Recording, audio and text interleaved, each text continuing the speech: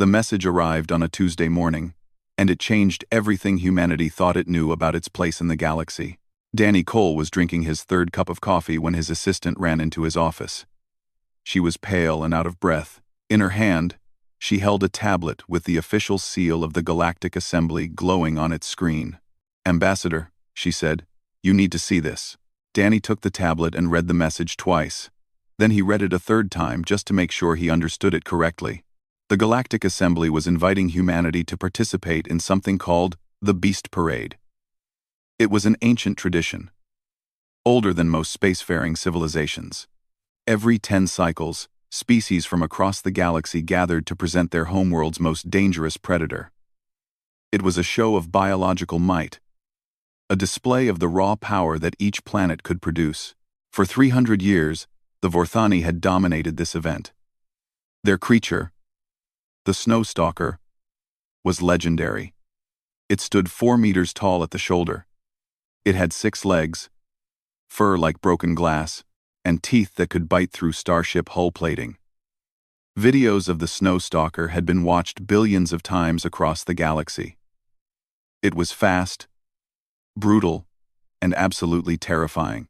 Danny set down the tablet and stared out his window at the Earth below. The space station where he worked orbited slowly, giving him a perfect view of the blue and green planet. Somewhere down there were billions of humans going about their daily lives.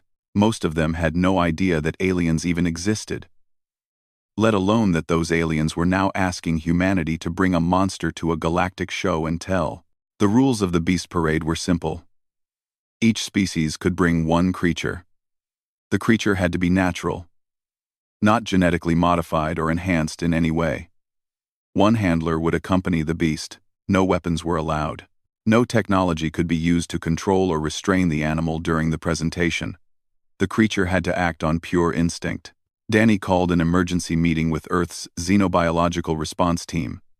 These were the scientists and experts who studied alien life and advised the government on matters involving other species. They gathered in a secure conference room, their faces appearing on screens from around the world. "They think this is a joke," Danny explained. "The Galactic Assembly has classified Earth as a temperate garden world. They think our planet is soft, safe. They expect us to bring something harmless." A biologist from Kenya laughed. "Have they seen what lives in Australia?" This started a debate that lasted for hours. Some suggested bringing a great white shark, but the logistics were impossible. Others mentioned the African elephant, or the Bengal tiger. Someone brought up the grizzly bear. All of these were impressive animals, but Danny felt they were missing something. The aliens expected teeth and claws. They expected raw aggression. What if humanity brought something different? What if they brought something that represented a different kind of danger? That was when Kyle Brennan spoke up.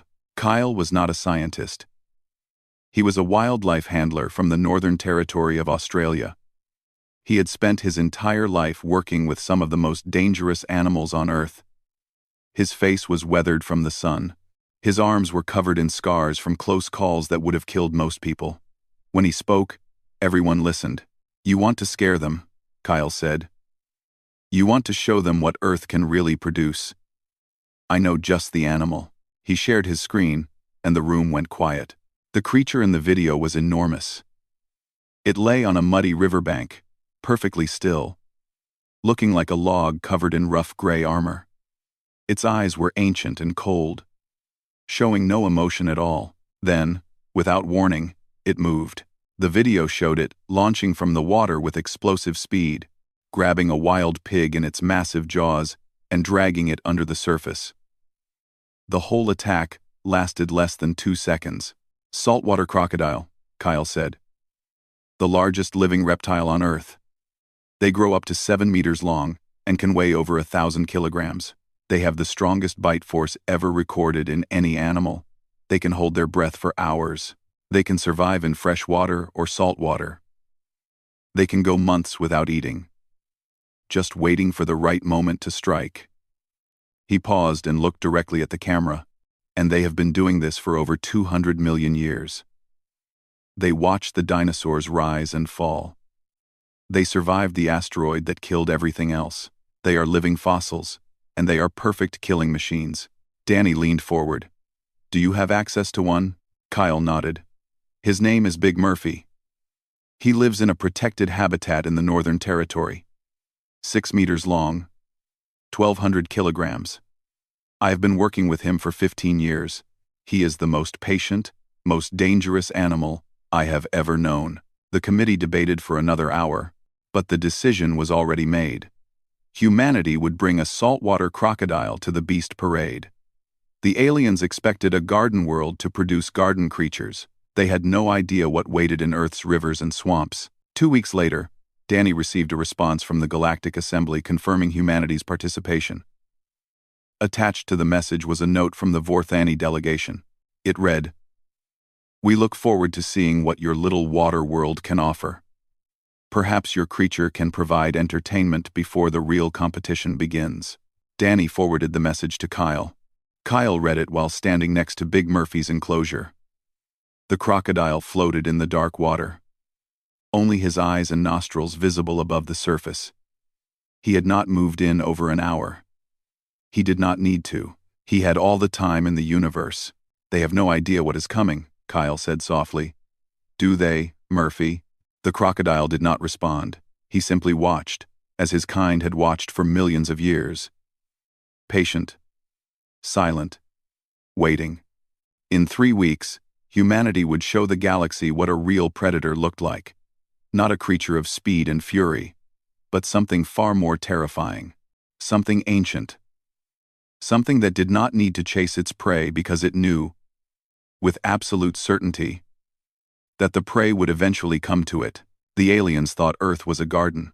They were about to learn that gardens could have monsters hiding in them. The transport ship was called the Horizon, and it was the largest vessel humanity had ever built for diplomatic missions. But even with all that space, Kyle Brennan felt nervous about bringing Big Murphy aboard. The crocodile had to be sedated for the journey. This was not easy. Saltwater crocodiles did not like to be sedated. They did not like to be touched. They did not like anything except floating in warm water and eating whatever was foolish enough to come close. It took a team of 12 handlers to secure Big Murphy.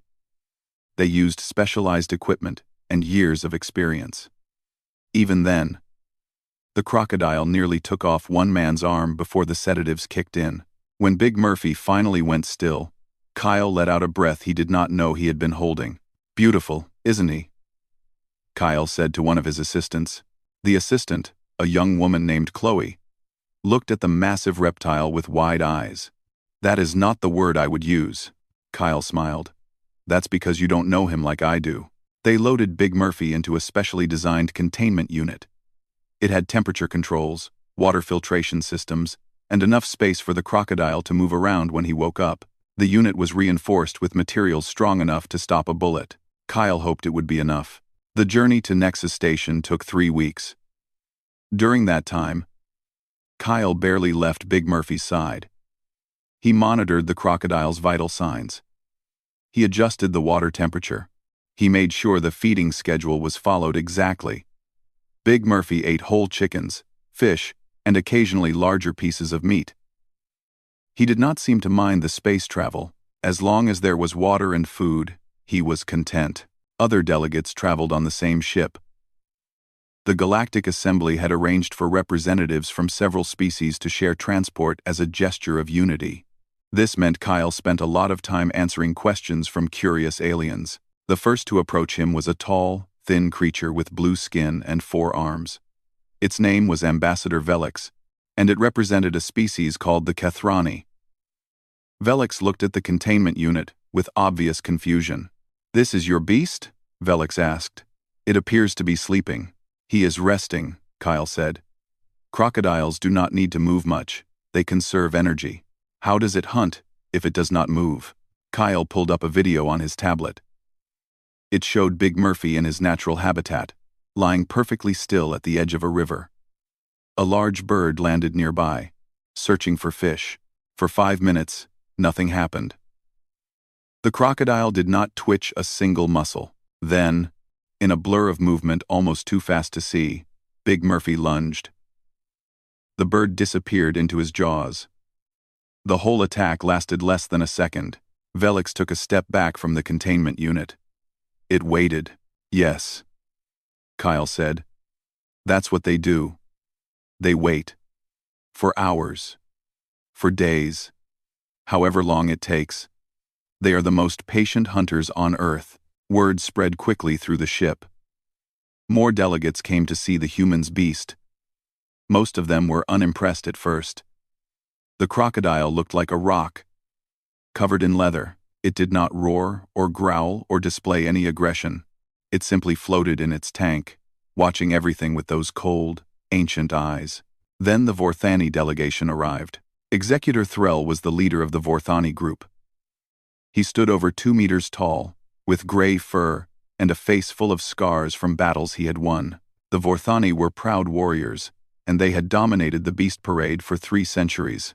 Threll looked at Big Murphy the way a champion might look at an amateur. "This is what Earth sends?" Threll asked. His voice was deep and rough, like stones grinding together. "A water lizard?" Kyle did not rise to the insult. He had dealt with difficult people his whole life. A rude alien was not going to change his mood. "He is a crocodile," Kyle said calmly. "And he is not for show. He is a working predator." Threll laughed. The sound was harsh and mocking. "Our snowstalker kills prey twice its size in seconds. It is fast. It is powerful. It is feared across the galaxy. What does your lizard do? Float? He waits," Kyle said. "Waits for what?" "For you to make a mistake." The two stared at each other for a long moment. Threll's eyes were full of contempt. Kyle's eyes were calm and steady. He had faced down charging crocodiles. A tall alien with an attitude was nothing. Threll pulled out a small device and projected a holographic video into the air. It showed the snowstalker in action. The creature was terrifying. It moved like lightning, all claws and teeth and unstoppable fury. In the video, it killed 3 large animals in under 10 seconds. Blood sprayed across white snow. The snowstalker roared in triumph, its voice shaking the very air. "This is a predator," Threll said. "Your creature is a relic, a leftover from a primitive world." Kyle nodded slowly. "You might be right. Big Murphy's ancestors lived alongside the dinosaurs. They watched the dinosaurs die. They survived an asteroid that killed almost everything else on the planet. They have not changed much in 200 million years." He paused and looked directly at Threll. "Do you know why they have not changed?" Threll did not answer. "Because they did not need to," Kyle said. "They were already perfect." He turned back to the containment unit. Big Murphy had risen slightly in the water. His eyes were fixed on Threll. He had not moved otherwise. He did not need to. Threll stared at the crocodile for a long moment. Something flickered in his expression. Just for a second. It might have been doubt. It might have been the first small seed of fear. Then he turned and walked away without another word. Chloe appeared at Kyle's side. "Do you really think we have a chance?" Kyle watched Big Murphy sink back into the water, becoming almost invisible in the dim light of the tank. "I don't know if we'll win," he said. "But I know one thing for certain. After they see what Big Murphy can do, they will never call Earth a garden world again." The horizon continued its journey through the stars. In his tank, Big Murphy waited. He had been waiting for 200 million years. A few more days meant nothing to him. Soon, the galaxy would learn what patience really meant. Nexus Station was the largest structure Kyle had ever seen. It hung in space like a small moon, covered in lights and docking ports and observation decks. Ships from 100 different worlds came and went constantly. The station was home to millions of beings from across the galaxy. And today, all of them seemed to be talking about the Beast Parade. Kyle guided Big Murphy's containment unit through the crowded corridors.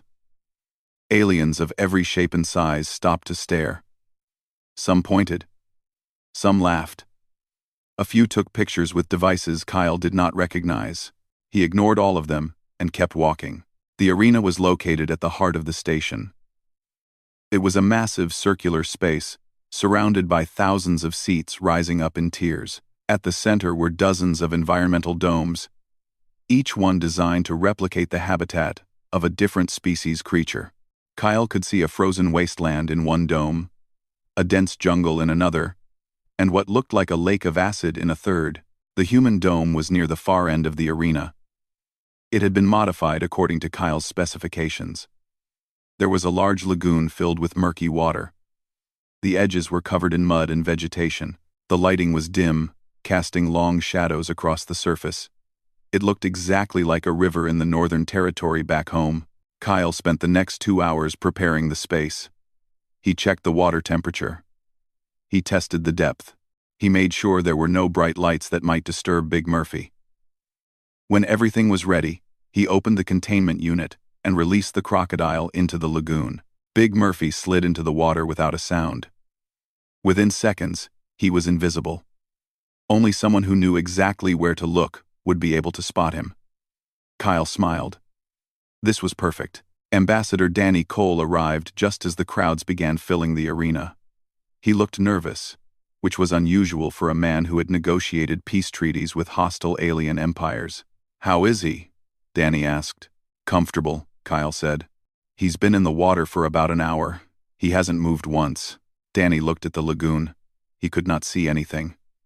"Are you sure he's in there?" "He's in there. Trust me." The opening ceremonies began with speeches from the Galactic Assembly leadership. They talked about tradition, unity, and the importance of celebrating the biological diversity of the galaxy. Kyle did not pay much attention. He was watching the other domes, studying the competition. The first presentation was from a species Kyle did not recognize. They released a creature that looked like a giant spider with too many legs and glowing red eyes. It moved quickly, jumping from wall to wall, and made a horrible clicking sound. The audience cheered. Next came a delegation from a water world. Their creature was like a shark but with 6 fins and a mouth that split open into 4 sections. It swam in circles around its dome, fast and aggressive. More cheers. The presentations continued for hours. Each species tried to outdo the last. There were creatures with poison, creatures with armor, creatures that could change color or shape or even pass through solid walls. The audience gasped and applauded and recorded everything on their devices. Then came the Vorthani. Executor Threll walked into the arena like a king entering his throne room. Behind him, handlers guided an enormous cage covered in black cloth. The crowd went silent with anticipation. Everyone knew what was coming. Threll stood at the center of the arena and addressed the audience. For 300 years, the Vorthani have brought the galaxy's greatest predator to this event. Our snowstalker is unmatched. It is the perfect hunter. Today, you will see why no creature in the known universe can compare. He gestured, and the handlers pulled away the cloth. The snowstalker was even more terrifying in person than it had been in the videos. It stood on 6 powerful legs, each one ending in claws like curved blades. Its fur was white and gray, thick and sharp-looking, like it could cut you just by touching it. Its eyes were red and filled with hunger. When it opened its mouth, rows of teeth gleamed under the arena lights. The creature roared, and the sound was so loud that Kyle felt it in his chest. The audience erupted in applause. This was what they had come to see. This was the champion. The Vorthani handlers released the snowstalker into its dome, a frozen landscape of ice and rock. Robotic prey animals were sent in, and the snowstalker destroyed them in seconds. It was fast, brutal, and absolutely relentless. By the time it was done, nothing remained but scattered pieces of metal and synthetic material. Threll looked directly at Kyle from across the arena. His expression was smug. He thought he had already won. Then, the announcer called for the human presentation. Kyle walked into the arena alone. He wore simple clothes, nothing fancy. He carried no weapons, no equipment. Nothing but a small communicator, clipped to his belt. The audience murmured in confusion. Where was the beast? Where was the human creature? Kyle stopped at the edge of the lagoon and faced the crowd. Earth is classified as a temperate garden world, he said. His voice was calm and clear. Many of you believe our planet is soft, safe. You think we come from a place where nothing dangerous lives. He paused and looked around the arena. Thousands of alien faces stared back at him.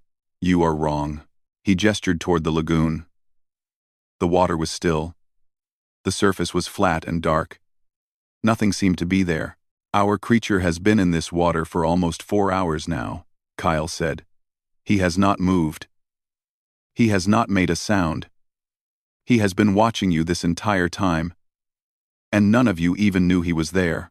The audience shifted uncomfortably.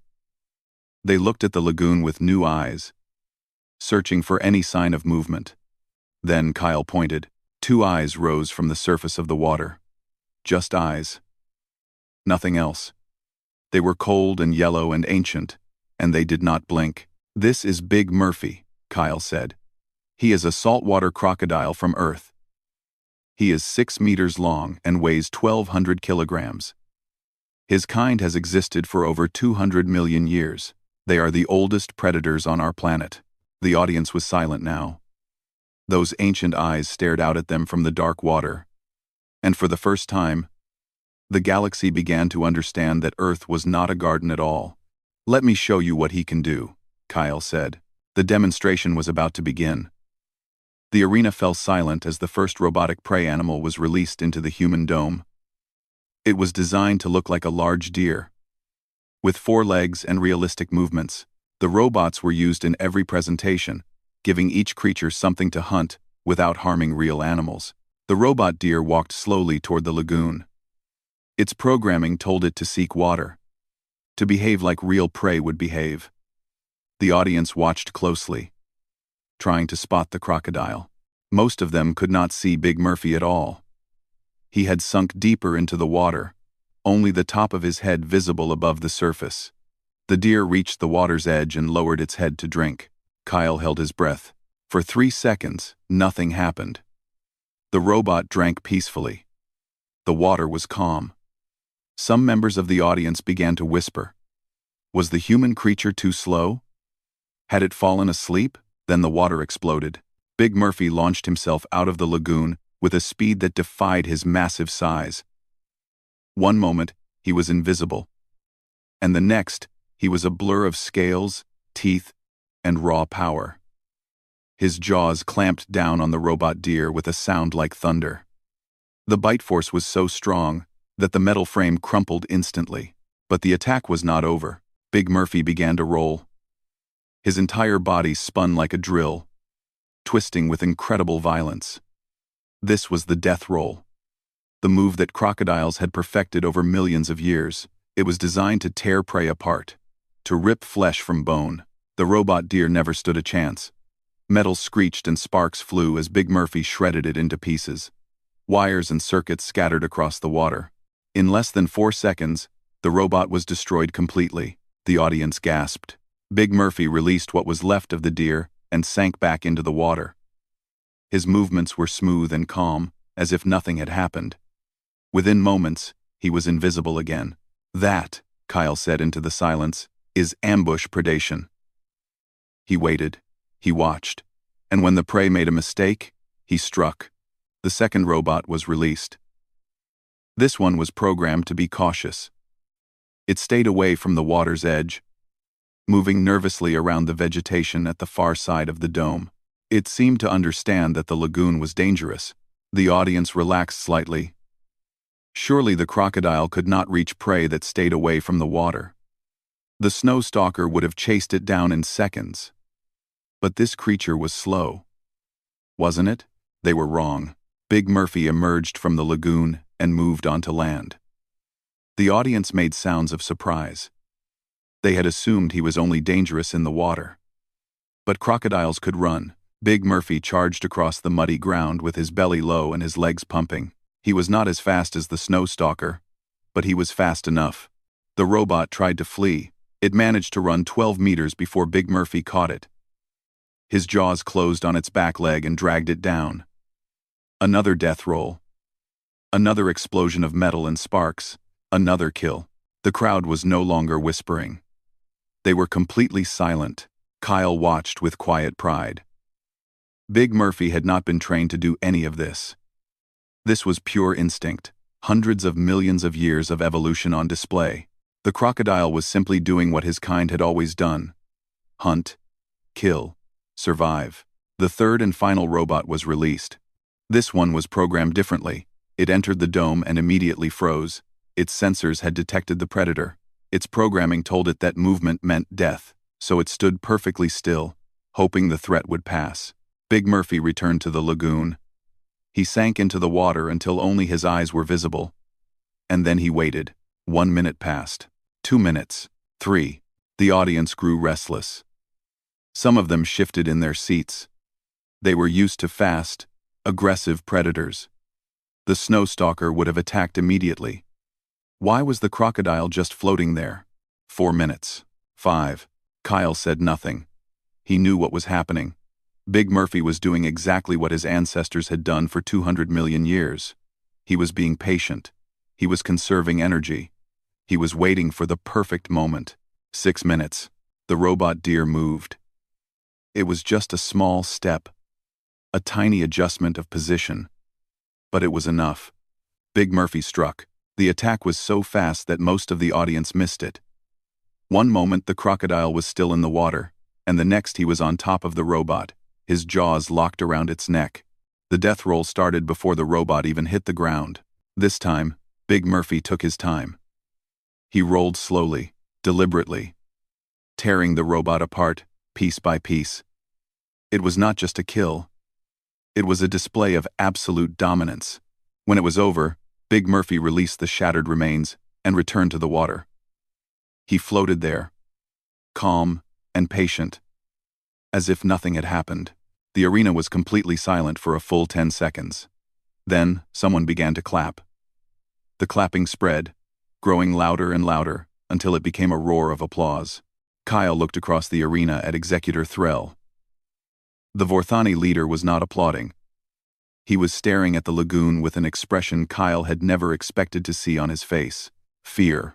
Threll's translator crackled, and his voice came through the arena speakers. This creature. It is cold. It has no rage, no passion. It feels nothing. It simply waits and kills. Kyle walked to the edge of the lagoon and knelt down. Big Murphy's eyes rose to meet his. Ancient and patient. You're right, Kyle said, loud enough for the audience to hear. He doesn't hate his prey. He doesn't fear his enemies. He has no ego to bruise, no temper to provoke. He just hunts. He has been hunting since before your species existed, since before most species in this galaxy existed. He stood up and faced Threll directly. Your snowstalker is impressive. It's fast and powerful and terrifying. But Big Murphy's ancestors ate dinosaurs. They survived extinction events that killed everything else. They are the most successful predators Earth has ever produced, not because they are the strongest or the fastest, but because they are the most patient. Kyle paused and let his words sink in. In a fight, your snowstalker might win. It's faster, more aggressive. But here's the thing about crocodiles. They don't need to win every fight. They just need to wait for you to make one mistake. And eventually, everything makes a mistake. He turned and walked out of the arena, leaving Big Murphy floating silently in the dark water. Behind him, the galaxy's understanding of Earth changed forever. The official results were announced the next morning. The Vorthani Snowstalker won the Beast Parade based on speed metrics and combat effectiveness. Executor Threll accepted the trophy with less enthusiasm than expected. His victory speech was short, and he kept glancing toward the human delegation throughout the ceremony. But nobody was talking about the snowstalker. The footage of Big Murphy spread across the galaxy faster than anything in recent memory. Within hours, it had been viewed over 8 billion times. Analysts from dozens of species studied every frame, measuring the crocodile's speed, calculating his bite force, examining the death roll in slow motion. The numbers were terrifying. Big Murphy's bite force was measured at over 16,000 newtons. For comparison, the snowstalker's bite was around 9,000. The crocodile's jaws were nearly twice as powerful. His acceleration during the ambush attack was faster than any creature his size should be able to move. And his patience, his ability to wait motionless for minutes at a time, disturbed many viewers more than any display of aggression could. Ambassador Danny Cole found himself surrounded by alien delegates at the post-ceremony reception. They had questions. So many questions. Is this creature truly natural? Asked a representative from the Kathrani delegation. It has not been enhanced in any way? I mean, completely natural, Danny said. Big Murphy was born in the wild. Kyle Brennan captured him 15 years ago for a conservation program. He has never been modified or trained. But the patience, another delegate said. 6 minutes without moving. How is this possible? Crocodiles can slow their heart rate to just a few beats per minute. They can hold their breath for over an hour if they need to. They are ambush predators. Waiting is what they do. The questions kept coming. Delegates wanted to know about Earth's other predators. They asked about great white sharks, about lions, about wolves. Danny answered as best he could, but he was careful not to reveal too much. He had a feeling that humanity's reputation had just changed dramatically, and he wanted to control how that information spread. Later that evening, Kyle was approached by Executor Threll himself. The Vorthani leader looked different than he had on the ship. His arrogance was gone, replaced by something that looked almost like respect. He stood before Kyle in silence for a long moment before speaking. I underestimated your world, Threll said. I called your creature a water lizard. I was wrong. Kyle nodded. He did not gloat. There was no need. Your snowstalker deserved to win, Kyle said. It's faster and more aggressive. In a direct fight, it would probably kill Big Murphy. Threll shook his head. You don't understand. The snowstalker is a weapon. It attacks, it kills, it wins. But your creature is something else. It is a trap. A trap that has been waiting for 200 million years. He paused. That is more frightening than any weapon. He reached into his robes and pulled out a small medal. It was made of dark metal and engraved with Vorthani symbols. This is given to worthy opponents, Threll said. You have earned it. Kyle accepted the medal. Thank you. Tell me something, Threll said. Your crocodile is not the most dangerous creature on Earth, is it?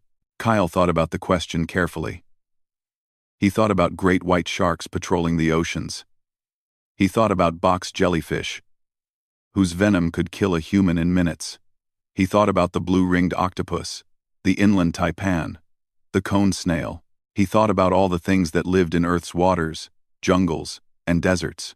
No, Kyle said honestly. He's not even close. Threll stared at him for a long moment. Then he turned and walked away without another word. The following week, the Galactic Assembly held an emergency session. The topic was Earth's classification. For decades, humanity's homeworld had been listed as a temperate garden world, Category 2.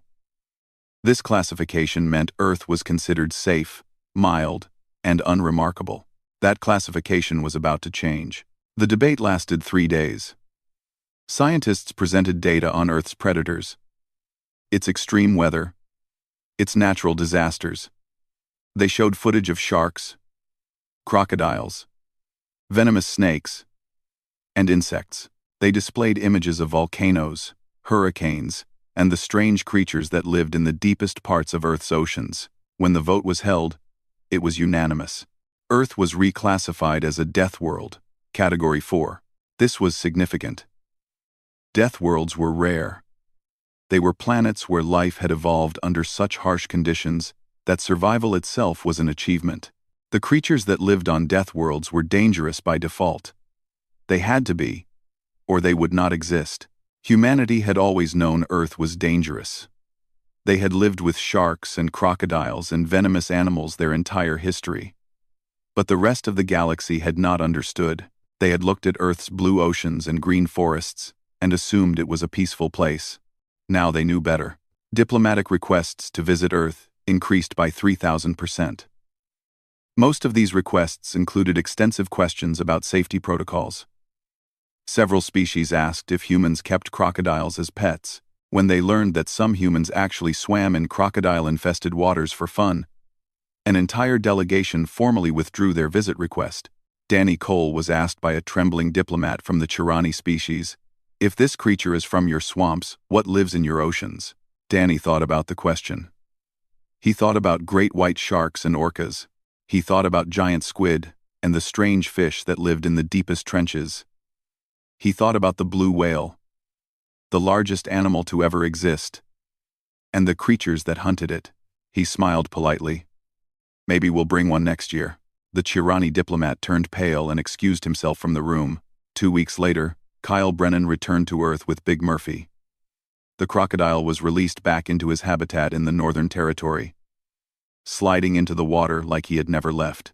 He sank beneath the surface and disappeared, becoming invisible in the murky depths.